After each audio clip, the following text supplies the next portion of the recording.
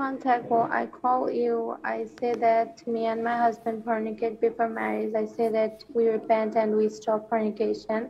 I also got my period, but we still talk to each other. You say that as long as we repent and stop fornication, our marriage is valid. But for communicating, we are sinful. Now I have a doubt and I need a help.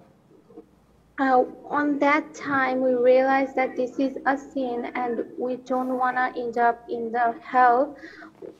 We want to stop this sin, but we are so weak, so we decided to get married. We think that marriage can help us to stop this sin. We stopped fornication 3 or 4 months before marriage, but we are still dating and don't stop seeing each other. Though we stop fornication physically, but we talk about intercourse. Since it was long time ago, I just can remember we asked Allah to help us to leave this sin before marriage, but don't wanna do this sin because we don't wanna do this sin anymore. But we don't ask Allah to forgive us. Uh, the remorse we are feeling now and how we ask Allah to forgive us now. On that time, we just say, help us to leave this sin. We don't wanna do this before marriage, and we don't wanna end up in hell. But don't feel the remorse as we are feeling now. Now I don't know our marriage is valid or not. So basically, you want to divorce your husband? No, I don't. Then why are you coming up with this nonsense? You've repented, you've stopped fornication for 4 months, and still you are thinking that is my marriage valid or not? Do you want me to say it's not valid, you have to leave him? No, I don't. Then stop. And don't ask ever about this issue. You will one day fall in the hands of a mufti who will say, you're living in ghunna, you're living in zina, you can't be with him. All of your children are born out of wedlock. Would you like this? No. I answered you before. Why are you doing this again and again? Are you enjoying torturing yourself and your husband and your family? No. Then stop. Your marriage is valid. Understood? Yeah.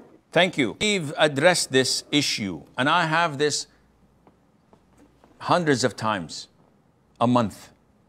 Women coming over and over and over, doubting whether the marriage is valid or not. Men doubting their marriage is valid or not.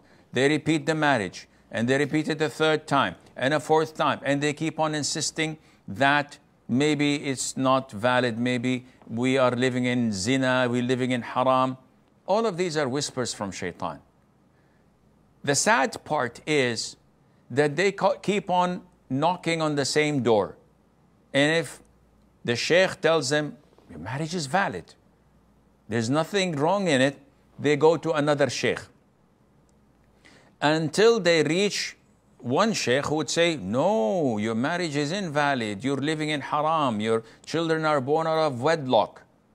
Now they go back to sheikh number one. They knock on the door. Sheikh, we're sorry, but I know you gave us fatwa 600 times before. Now this sheikh says our marriage is invalid. So what's your take on that? Then you will be in trouble, because most likely the first sheikh would say, I have nothing to do with you. Yeah, but sheikh, please help us. We will do whatever you want. No, no can do. You've exhausted your lives in the game. Now it's game over. This is what you get when you keep on insisting and opening this can of worms. If you open it, you'll get only worms, and they will disturb your life. You're insisting for it because shaitan is overtaking your mind and messing up with your head big time. You get what you deserve. The sheikh told you and gave you the fatwa. Your marriage is valid. It's on him. Move on with your life. No, no, no, no. I just want to destroy my marriage. I want to get a divorce. And then they said, no, no, no, we don't want to get a divorce. They start crying. Such people need shock therapy, slap on the face, metaphorically, because Slapping the face is haram.